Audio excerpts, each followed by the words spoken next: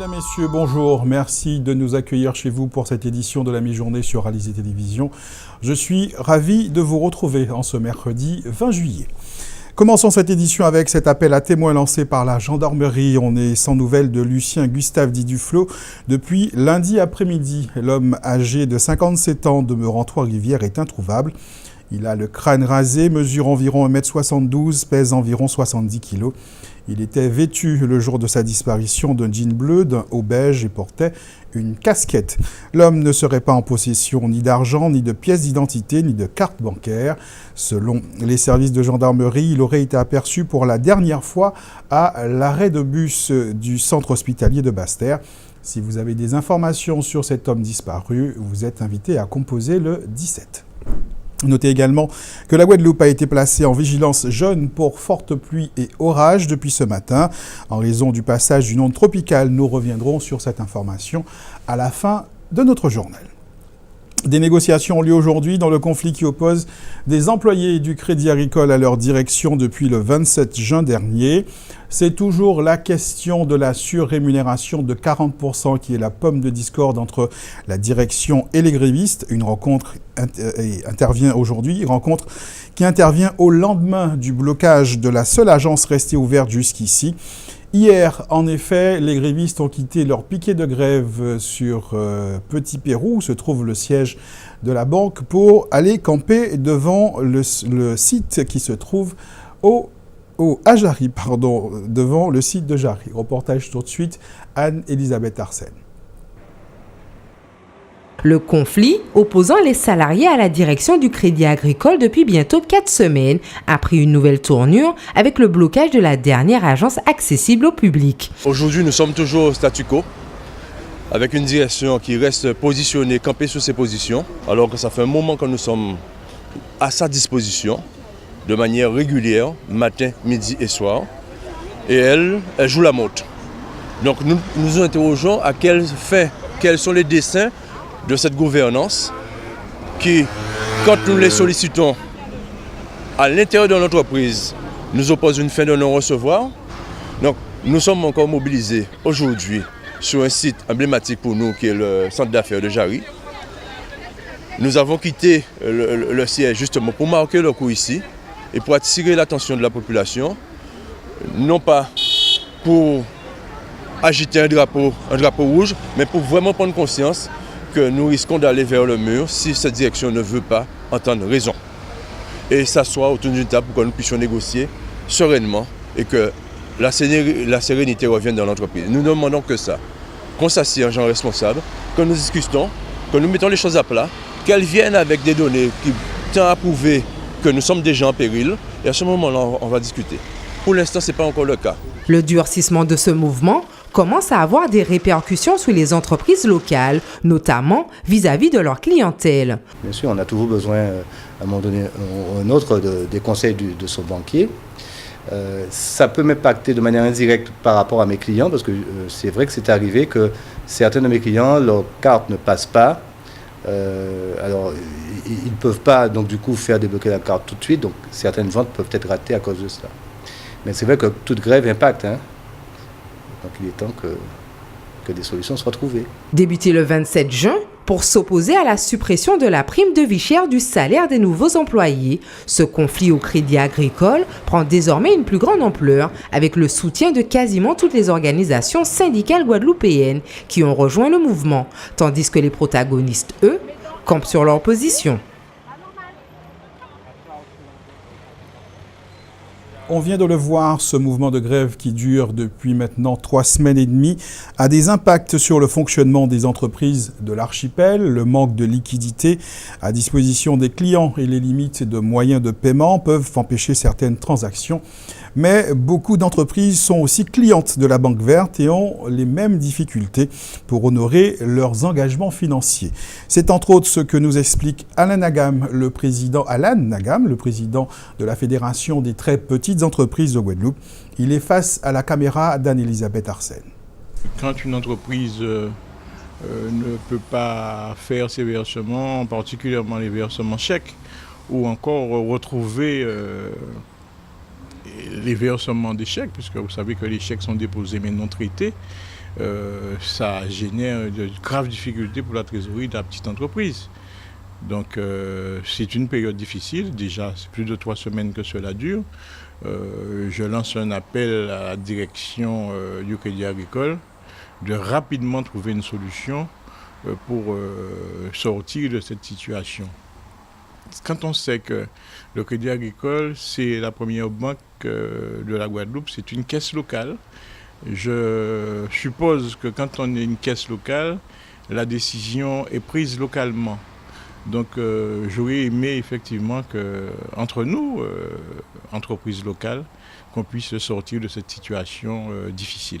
Et ça a une répercussion sur les autres entreprises, ça a une répercussion entre entreprises, ça a une répercussion sur le fonctionnement même de l'économie.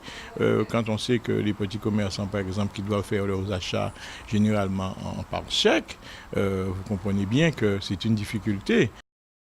Le taux du livret A ne sera pas révisé à la baisse, mais sera maintenu à 0,75% au 1er août, contrairement à ce qui était envisagé. Le taux du livret A devait passer à 50% en raison de l'inflation, mais le gouverneur de la Banque de France en a décidé autrement. Exonéré d'impôts et de prélèvements obligatoires, ce compte épargne est le placement le plus utilisé en France. Il y en aurait plus de 60 millions d'ouverts. Restons dans le domaine économique. Le dispositif embauche PME contribuerait à doper les emplois en Guadeloupe. Depuis son lancement en février dernier, cette mesure incitative a permis à de nombreuses entreprises d'embaucher au sein de petites et moyennes entreprises notamment.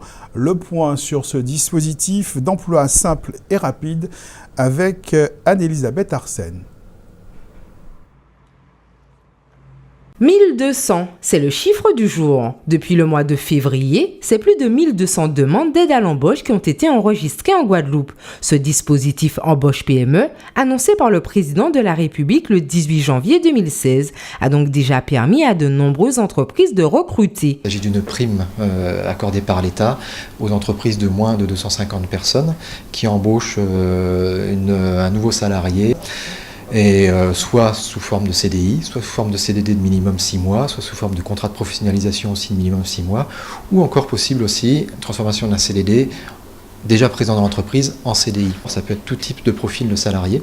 L'important, c'est de respecter effectivement le SMIC et les conventions collectives, donc le droit du travail.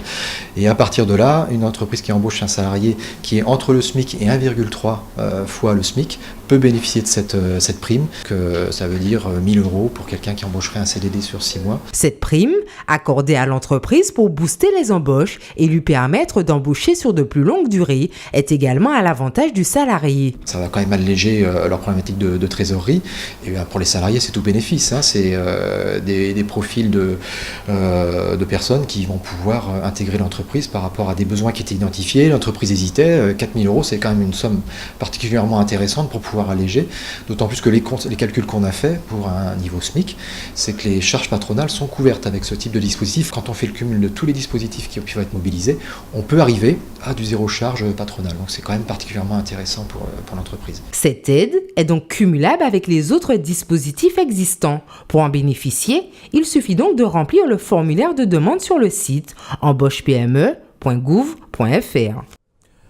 Alfred Marie-Jeanne, le président du conseil exécutif de la collectivité territoriale de Martinique, reste en poste. La demande d'annulation de son élection a été rejetée par le Conseil d'État. 2 requêtes avaient été déposées par un employé de la mairie de Fort-de-France à la retraite et un militant écologiste. Des requêtes dénonçant les conditions de l'élection du leader du mouvement indépendantiste martiniquais à la tête de la CTM. Le Conseil d'État a estimé qu'il n'y avait pas de motif suffisant pour rejeter l'élection d'Alfred Marie-Jeanne. Place à notre tour d'horizon de l'actualité dans la grande région. Le Suriname a accueilli un atelier sur l'industrie de la pêche et de l'aquaculture afin d'en développer l'activité. Nous irons également à Sainte-Lucie où s'est déroulée une réunion des pays de l'Organisation des États de la Caraïbe orientale et à Belize où le tourisme est en plein essor. C'est notre rendez-vous Caraïbes. L'organisme régional de la pêche dans les Caraïbes, le CRFM, a organisé à Paramaribo, capitale du Suriname, un atelier avec des représentants de la pêche des 17 États membres du CRFM afin d'étudier les moyens visant à maximiser les revenus de la pêche. Les travaux sont conduits avec l'aide d'experts de l'Université des Nations Unies Pêche et d'autres universités partenaires comme l'Université d'Islande et l'Université de Akureyri qui partageront leur expertise dans le développement de la pêche et de l'aquaculture. Le CRFM souhaite mieux comprendre la chaîne de valeur de cette industrie afin de mesurer ses contraintes et d'identifier les possibilités d'investissement et d'autres interventions de nature à générer des rendements plus élevés. L'objectif déclaré vise à améliorer la rentabilité globale et à assurer la viabilité de l'industrie dans les Caraïbes. La 63e réunion de l'Organisation des États des Caraïbes orientales, OECO, s'est tenue le 14 juillet dernier en ayant recours à la vidéoconférence pour la première fois. L'autorité a accueilli le Dr Timothy Harris, Premier ministre de Saint Kitts et Nevis, à la présidence et a salué la contribution significative du président sortant, le Dr Keith Mitchell, Premier ministre de la Grenade. Tous les États membres étaient présents, exception faite de la Martinique, en qualité de membre associé, et d'Anguilla. L'OECO a réaffirmé ses objectifs stratégiques, visant notamment à la mise en place d'une structure régionale chargée de la coordination des questions de santé, l'harmonisation des droits de douane et la libre circulation des personnes, ainsi que la mise en œuvre d'une politique spécifique en faveur de la jeunesse, axée sur le numérique. L'OECO a rappelé que la Convention cadre des Nations Unies sur les changements climatiques a identifié les Caraïbes comme l'une des régions les plus exposées à ces transformations au cours des 30 à 50 prochaines années. Il a été convenu que la 64e réunion de l'OECO se tiendra à Saint Kitts et Nevis les 16 et 17 novembre prochains. Le secteur du tourisme de Belize est en plein essor. Les derniers chiffres du pays montrent qu'il est devenu l'une des destinations les plus dynamiques dans la région des Caraïbes, avec une augmentation de 16,5% du nombre de visiteurs par rapport à la première moitié de 2015. Cette forte croissance représente 213 430 visiteurs et c'est la première fois que Belize dépasse la barre des 200 000 visiteurs au cours des 6 premiers mois. Le meilleur mois enregistré était mars avec un total de 43 063 visiteurs, soit une augmentation de 10% pour un seul mois. Les États-Unis sont le principal marché de la source pour le Belize, avec environ 70% des arrivées de touristes dans le pays. Du nouveau pour les habitants du quartier de Borico, victimes de coupures d'eau potable à répétition depuis plusieurs semaines, voire plusieurs mois, nous sommes aux abîmes. Le président de Cap Excellence annonce que les travaux de raccordement ont débuté ce matin. Un chantier réalisé par le conseil départemental pour le compte du SIAG. Les travaux entrepris aujourd'hui devraient permettre d'améliorer la distribution d'eau dans ce secteur de la ville des Abîmes, selon Éric Jalton. Les recherches se poursuivent pour retrouver un pêcheur professionnel disparu en mer dans la nuit de lundi, parti de Basse-Terre à bord du navire dénommé Patience.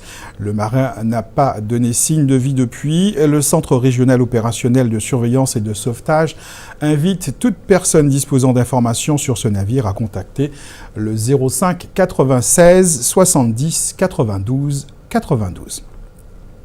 Rodolphe Sefo a décidé de prendre le large de nouveau après une première participation à la route du Rhum. Le trentenaire sera de la traversée en 2018. Il repart en classe 40, une catégorie qu'il connaît, mais souhaite barrer un nouveau bateau grâce au soutien des Guadeloupéens. L'éducateur sportif a lancé une campagne de financement participatif pour permettre au projet de voir le jour. Éric Pommier est allé à sa rencontre. Reportage. À 30 ans, Rodolphe Sefo a encore des envies de grand large. Sa motivation s'est décuplée à l'idée de participer à nouveau à l'édition 2018 de la Route du Rhum, célèbre course au large et en solitaire. Il a été de la fête en 2014 sur son petit monocoque. Première participation et des résultats qui en disent long sur son potentiel à traverser l'Atlantique, malgré sa méconnaissance du terrain. 26e de sa catégorie classe 40, 2e de la classe 40 vintage, ce rhum-là a eu comme un goût sucré pour le skipper guadeloupéen. C'est un peu un rêve d'enfant, la route du Rhum, particulièrement pour nous les Guadeloupéens. Je pense qu'on est encore plus attachés à cette course puisque c'est une transat qui arrive en Guadeloupe, donc c'est une des plus belles transats du monde avec un niveau quand même assez élevé et on a la chance que cette course elle arrive en Guadeloupe en cœur de la ville de Pointe-à-Pitre. Donc c'est vrai que depuis petit on la voit et donc ça nous donne forcément envie d'y participer. Rodolphe Sefo n'a que 5 ans quand il se le jette à l'eau. 25 ans après, ce Guadeloupéen est toujours en harmonie avec cet univers marin qu'il affectionne. Il en a fait son terrain de compétition. Ça semble bien lui réussir puisque notre gaillard se fait un nom et une réputation. Plusieurs fois vainqueur du championnat de Guadeloupe, tous sports confondus, vainqueur de la semaine de Shellshare en Martinique en 2012, deuxième tout récemment au voile de Saint-Barth, sérieux concurrent du championnat de France senior il y a quelques années, Rodolphe Sefo a accumulé de l'expérience. Mais l'appel du Rhum est certainement l'événement nautique qui lui fait perdre la boussole, il veut à tout prix y participer. Si on retourne à la Route du Rhum 2018, c'est pour faire mieux de toute façon. Donc l'objectif, c'est une meilleure préparation et aussi avoir de meilleurs résultats au final, donc avoir une meilleure performance. Et pour ça, on essaie de mettre en place le projet dès maintenant. On a vraiment voulu, dans le projet qu'on reconduit en 2018, rester à la hauteur de nos ambitions. Donc on repart en classe 40, donc dans une catégorie qu'on connaît déjà, sur laquelle on navigue déjà, avec des budgets qui sont un peu moins importants, bien entendu, que les ultimes. Et c'est vrai qu'en tant que compétiteur, on a forcément envie d'aller un peu plus loin, donc on place quand même des ambitions assez hautes par rapport aux performances, mais en gardant un projet réalisable. Rodolphe Sefo veut aujourd'hui conjuguer la Route du Rhum avec performance. Son projet, acquérir un nouveau bateau. Le plus vite sera le mieux car notre skipper a des projets plein la tête. Mais l'objectif prioritaire est l'acquisition et surtout faire corps avec sa machine. Il faut être très rapidement dans le coup. Rodolphe Sefo rappelle que certes il est un compétiteur, mais avant tout un amateur confronté à des grands noms de la voile. Performer, il le murmure car il connaît le niveau de ses concurrents directs, bien représenter la Guadeloupe. C'est son leitmotiv. La Route du Rhum, elle est en solitaire, mais autour de moi, il y a toute une équipe qui m'accompagne. Donc aujourd'hui, on est en train de monter une campagne de financement participatif et ça va être le début de la communication du projet. Et pour inciter aussi les Guadeloupéens à nous rejoindre, à rester à l'écoute du projet et à nous aider, bien entendu, à contribuer à faire avancer ce projet. La Route du Rhum est l'événement nautique par excellence organisé tous les 4 ans. Le compte à rebours est donc déjà amorcé. Rodolphe Sefo est déjà lancé dans une course folle pour que son projet aboutisse. Et puis il y a d'autres navigations à venir justement pour mieux apprivoiser son bateau de compétition. Les voiles de Saint-Tropez, surtout l'Atlantic Club aux États-Unis. Rodolphe Sefo finalement se dit prêt pour engranger autant de 1000 milles nautiques pour que l'année en question, c'est-à-dire en 2018, courir à la Route du Rhum ne soit qu'une formalité. Depuis plusieurs années, Françoise Charol propose des cours d'art plastique et des ateliers créatifs pour les enfants tout au long de l'année. Durant les grandes vacances, c'est l'occasion pour les artistes en herbe de laisser libre cours à leur imagination et exercer leur créativité au sein de l'atelier d'art installé au Gosier. Cécile Allègre s'y est rendue pour nous. Reportage. Peinture, collage ou fabrication, ces apprentis artistes regorgent d'imagination. Les ateliers d'art mettent en avant la créativité et la connaissance artistique. L'artiste en charge de l'animation des activités reçoit un groupe composé au maximum de 6 enfants pour une immersion dans la création. Grâce à cette mise en pratique ludique, ces jeunes expriment leur inventivité. Chaque semaine, je fais un programme différent et les enfants s'inscrivent en fonction de ce qu'ils ont envie de faire. Donc la semaine dernière, on a travaillé sur de la récupération carton, donc on a fait des villes en carton. On a fait aussi, comme je travaille beaucoup sur l'environnement, on a fait un cendrier pour aller à la plage parce que beaucoup de gens fument à la plage. J'accueille 6 enfants maximum parce que toute l'année, ils sont quand même pris dans la turpitude scolaire avec du monde, du bruit. Donc je leur accorde un espace où ils sont au calme, dans un cadre agréable. En amont, moi, je prépare tous les ateliers, donc j'en fais. Et puis, les faire avec eux, c'est aussi très agréable parce que c'est un moment de partage, on compare un petit peu ce qu'on fait, on se donne des conseils. Ouais, c'est très très bien comme ça. C'est au calme, dans une résidence de Dampierre, que les apprentis artistes réalisent leurs œuvres avec passion et attention. Fiers de leur réalisation, ils pourront ensuite faire partager le résultat de leur travail avec leur famille. Mais, au-delà de la création, les ateliers d'art encouragent la convivialité et le partage en organisant des pique-niques, des randonnées ou bien encore des balades à la plage. J'aime bien l'art, on est bien, on est calme, il y a un bon point de vue et c'est marrant. Je suis venue pour apprendre à créer des choses. J'aime faire les colliers. J'aime beaucoup faire la peinture. L'année dernière, j'avais déjà fait ça avec mon ami et que j'avais beaucoup aimé parce qu'on avait fait des masques et que c'était rigolo. Moi, j'avais fait un sorte de clown. C'était assez rigolo parce que des fois, je pouvais faire des blagues à mes parents. Au programme cette semaine, la réalisation d'un attrape-rêve. Entre le choix des perles, des tissus et la mise en application des conseils de Françoise Charol, ces petits créateurs ne risquent pas de s'ennuyer. J'ai choisi les couleurs parce que j'ai adoré le premier attrape-rêve que j'ai vu. Et aussi j'ai choisi les couleurs en fonction de ma chambre. Et ensuite j'ai découpé des tissus, j'ai essayé d'aller dans des tons différents. Après j'ai mis des perles et puis j'ai tissé.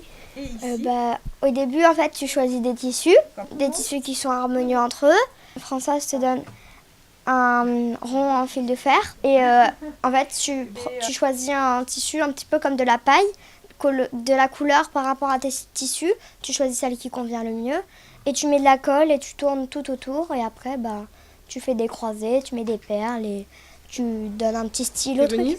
Françoise Charol est une artiste pastelliste. Elle profite ainsi des vacances scolaires pour accueillir un public plus jeune, souvent plus spontané que les adultes. Ces ateliers lui permettent ainsi de rompre avec l'isolement que les artistes peuvent parfois rencontrer. Tu peux les croiser, c'est très joli. On termine avec un point sur la météo pour aujourd'hui. De fortes pluies sont attendues durant cette journée. Une onde tropicale à activité modérée passe sur l'arc antillais. Météo France prévoit un ciel nuageux à couvert avec alternance d'accalmie et d'averses orageuses, possiblement accompagnées d'une forte activité électrique. Ces conditions météo devraient se poursuivre ce soir et demain matin. Je vous rappelle que la Guadeloupe a été placée ce matin en vigilance jaune pour fortes pluies et orages. Dans un instant, d'autres informations dans le journal national et international. Si vous êtes à table, si vous passez à table, je vous souhaite un bon appétit. On se retrouve ce soir 19h pour un nouveau point sur l'actualité locale et régionale.